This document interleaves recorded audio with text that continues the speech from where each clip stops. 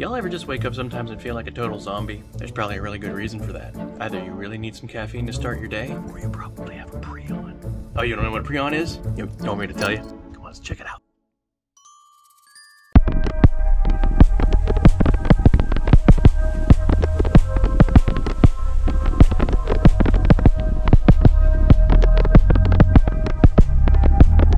Okay, so what exactly is a prion? A prion is a pathogenic body that causes irregular folding of what are usually normal prion proteins found primarily in the brain. This abnormal folding of the prion protein causes severe brain damage and is always fatal. Prions are the known cause of transmissible spongiform encephalopathy, so named due to the small holes that typically appear in the brain of an infected individual, giving the brain a spongy-like look. This condition can affect both humans and animals. It takes a long time to incubate, causes a loss of neurons, and is characterized by the fact that the body does not bring on an inflammatory response to the condition. Known human prion diseases include Creutzfeldt-Jakob disease, variant Creutzfeldt-Jakob disease, Gerstmann-Straussler-Scheinker syndrome, Kuru, and fatal familial insomnia. Known animal prion diseases include bovine spongiform encephalopathy, or mad cow disease, scrapie, feline spongiform encephalopathy, transmissible mink encephalopathy, ungulate spongiform encephalopathy, and one that some of you hunters might recognize as chronic wasting disease, or CWD,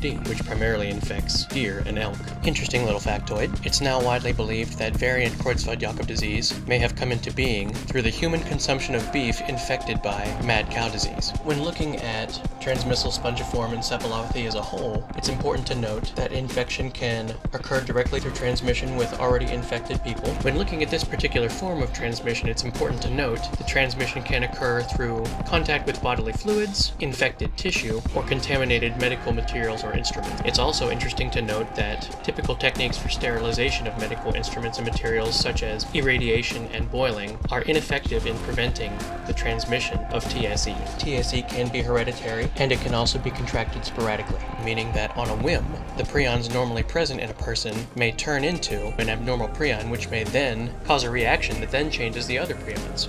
The most common symptoms of TSEs are an uneven or off-balance gait, changes in personality, certain psychiatric problems, including depression and an overall loss of coordination. People affected with TSEs may also experience involuntary muscle spasms known as myoclonic jerks, confusion, insomnia, and memory problems. Once the disease has progressed far enough, infected individuals typically lose the ability to speak or move at all, and usually experience serious cognitive impairment. Currently, there is no treatment to stop the progression of TSEs, and therefore what treatment is available is focused primarily on making the individual comfortable while symptoms are managed. It should be noted that death from TSE can result anywhere from a few months to a few years.